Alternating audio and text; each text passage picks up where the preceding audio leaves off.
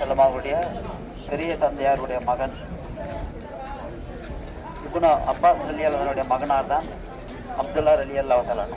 இங்கே தான் அவங்க இங்கே அடங்கியிருக்கிறாங்க. இவங்களுடைய தாயார் பெயர் உம்முல் ஃபதுல். இவங்க யார் அப்படின்னு சொன்னால் நபி ஸல்லல்லாஹுடைய மனைவி அன்னை மைமுனா ரலியல்லாஹு தஆலாவுடைய உடன் பிறந்த சகோதரி. அப்போ இவங்க நபி ஸல்லல்லாஹு அலைஹி வஸல்லம் காபாவில் ஹத்தியமுடைய பகுதியில் அமர்ந்திருக்கின்ற பொழுது இப்படி கிராஸ் பண்ணி போகிறாங்க. உம்முல் ஃபதுல் என்று கூப்பிடும்போது லப்பைக்கு யாரை சொல்லலாம், அதோ வந்துட்டுன்னு வராங்க. நீங்கள் ஒரு கருவை சுமந்திருக்கின்றீர்கள், அதை நீங்கள் கர்ப்பமாக இருக்கிறீங்கன்றதை அறிகுறி சொல்கிறாங்க நபி ஸல்லல்லாஹு அலைஹி வஸல்லம். அவங்க எதுவுமே செக் பண்ணல, நபி ஸல்லல்லாஹு அலைஹி சொல்கிறாங்க ஆமாம் ஒரு சிறந்த ஒரு குழந்தையை நீங்கள் பெற்றெடுப்பீர்கள் செய்தியும் சொல்கிறாங்க. அப்படி பிறந்தவங்க தான் இந்த இப்னு அப்பாஸ் அப்துல்லா ரலியல்லாஹு அன்ஹு அவர்கள். குழந்தை பிறந்த உடனே நபி ஸல்லல்லாஹுடைய மடியில் போட்டு பேரித்த மலத்தை தன்னுடைய உமிழ் நீரால் கடித்து பேர் வச்சாங்க நபி ஸல்லல்லாஹு அலைஹி வஸல்லம் அப்துல்லா என்று.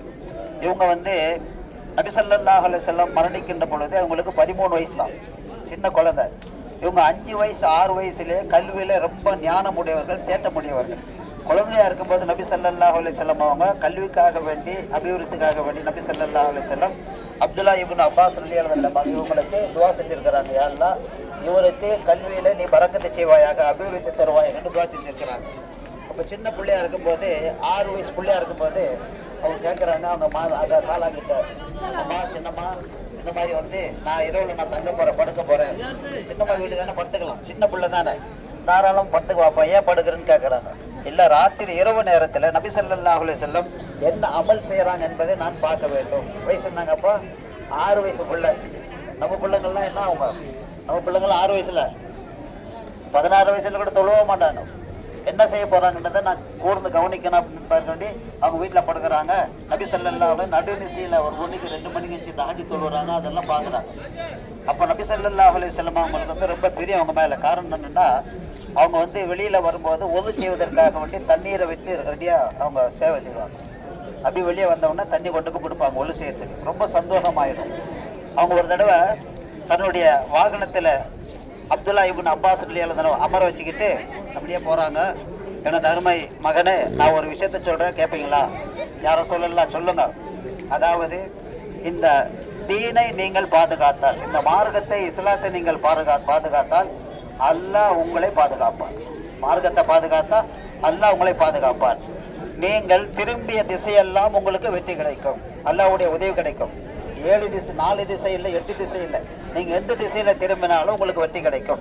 இவங்க எந்த அளவுக்கு கல்வியில் ரொம்ப ஆர்வம் உள்ளவர் என்று சொன்னால், அதாவது ஏறக்குறைய 1660 ஹதீஸ்களை இவர்கள் அறிவித்திருக்கின்றார்கள். எந்த அளவுக்கு என்று சொன்னால் நபி ஸல்லல்லாஹு அலைஹி வஸல்லம் இந்த பணிவிடையை பார்த்துட்டு அவங்க துவா செய்கிறாங்க, யா அல்லாஹ் இந்த அப்துல்லா இப்னு அப்பாஸ் இவருக்கு கல்வி ஞானத்தை வழங்குவாயாக, கல்வியில் ஞானத்தை வழங்குவாயாக. கல்வி கற்றுக்கிறதுன்றது எல்லாரும் படிப்பாங்க, ஞானம் என்பது அல்லாஹ்வின் புறத்திலிருந்து வரக்கூடியது, ஹிக்மத். அந்த ஹிக்மத்தை கொடுப்பாயன்றது துவா செய்கிறாங்க. அந்த ஹிக்மத்தின் காரணமாக அதாவது நிறைய முஃபஸ்ஸிரீன்கள், தப்சீருக்கு குர்ஆனுக்கு விளக்கம் எழுதக்கூடிய முஃபஸ்ஸிரீன்கள், ரயீசுல் முஃபஸ்ஸிரீன், தப்சீருடைய தந்தை என்பதாக இவங்களுக்கு பெயர். இப்னு அப்பாஸ் ரலியல்லாஹு அவர்களுக்கு தப்சீருடைய தந்தை.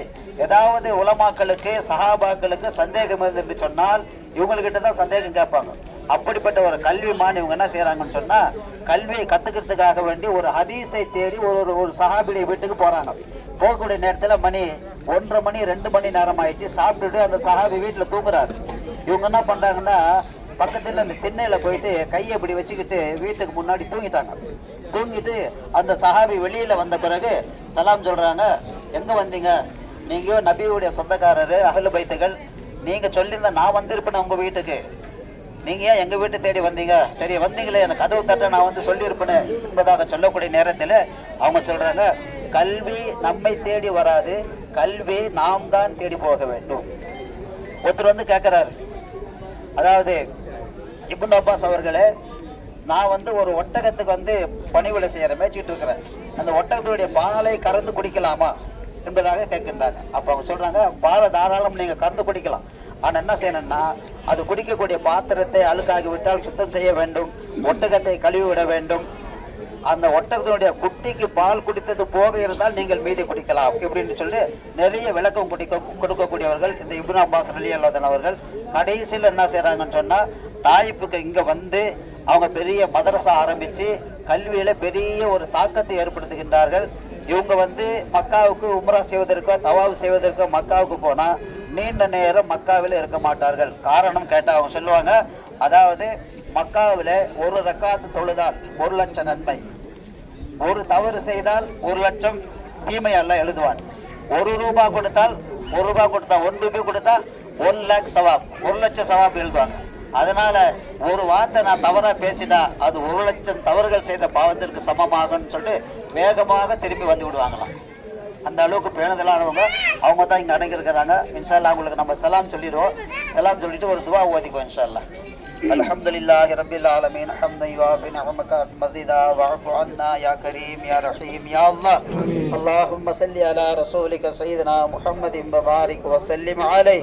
அல்லாஹும்ம இன்னா நஊது பிக மினஸ் ஸமமி வல் பகமி வல் பரஸி வல் ஜுனூனி வல் ஜுஸாமி வஸ்ஸய்யில் அஸ்காம்.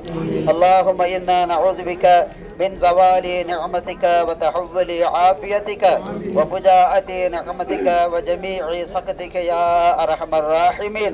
اللهم عافنا في بدننا، اللهم عافنا في سمعنا، اللهم عافنا في بصرنا. لا إله إلا أنت، لا إله إلا أنت، لا إله إلا أنت. யா அல்லாஹ் எங்களுடைய பாவங்களை மன்னிப்பாயாக. எங்களுடைய பெற்றோர்கள், குடும்பத்தார்கள், மனைவி மக்கள், நண்பர்கள், உறவினர்கள், மூமின் முஸ்லீம்கள் இங்கு கூடியிருக்கக்கூடிய அனைவருடைய பாவங்களை மன்னித்து கிருபை செய்வாயாக. யா அல்லாஹ் எல்லாருடைய ஹாஜத்தையும் நீ நிறைவேற்றி தருவாயாக. யா அல்லாஹ் இங்கு வந்திருக்கக்கூடிய அனைவருடைய பாவங்களை மன்னித்து அவருடைய உம்ராக்களை நீ கபூல் செய்வாயாக. கிருபையாளனே, யாரெல்லாம் எந்த நியத்தோடு ஹாஜத்தோடு வந்திருக்கின்றார்களோ அத்தனை ஹாஜத்தோடும் நியத்துகளை நீ நிறைவேற்றி தருவாயாக. கெட்ட மரணத்தை விட்டும் பாதுகாப்பு தருவாயாக. அதாபை விட்டும் பாதுகாப்பு தருவாயாக. பித்னாவை விட்டும் பாதுகாப்பு தருவாயாக. கொடிய நோயை விட்டும் பாதுகாப்பு தருவாயாக. யா அல்லாஹ் குறிப்பாக கேன்சரை விட்டும் பாதுகாப்பு தருவாயாக. கேன்சரை விட்டும் பாதுகாப்பு தருவாயாக. யா அல்லாஹ் கிட்னி ஃபெயிலியர் ஆவதை விட்டும் பாதுகாப்பு தருவாயாக. உணவிலே பரக்கத்து செய்வாயாக. உடையிலே பரக்கத்து செய்வாயாக. வாகனத்திலே பரக்கத்து செய்வாயாக. வியாபாரத்திலே பரக்கத்து செய்வாயாக. நாங்கள் இருக்கக்கூடிய இல்லடத்திலே பரக்கத்து செய்வாயாக. கிருபையாளனே, ஒவ்வொரு வருடமும் ஹஜ் உம்ரா செய்யக்கூடிய பாக்கியத்தை தருவாயாக. குடும்பத்தோடு ஹஜ் உம்ரா செய்யக்கூடிய பாக்கியத்தை தருவாயாக. உங்களுடைய அஸஹாபி ரசூல் உங்களுடைய தோழர் இடத்திலிருந்து நாங்கள் கேட்கிறோம். இந்த துஆவை அவர்களின் பொருட்டால் நீ கபூல் செய்து கொள்வாயாக. கண்மணி நாயகம் முஹம்மது ஸல்லல்லாஹு அலைஹி வஸல்லம் அவர்களின் பொருட்டால் இந்த துஆவை கபூல் செய்வாயாக. ரப்பனா ஆதினா ஃபித் துன்யா ஹஸனதம் வ ஃபில் ஆகிரதி ஹஸனதம் வ கினா அஸாபன் நார். வ ஸல்லி அலா நபி முஹம்மதின் வ அலா ஆலிஹி வ ஸஹ்பிஹி வ ஸல்லம் அஜ்மாஈன். வல்ஹம்துலில்லாஹி ரப்பில் ஆலமீன். அல்லாஹு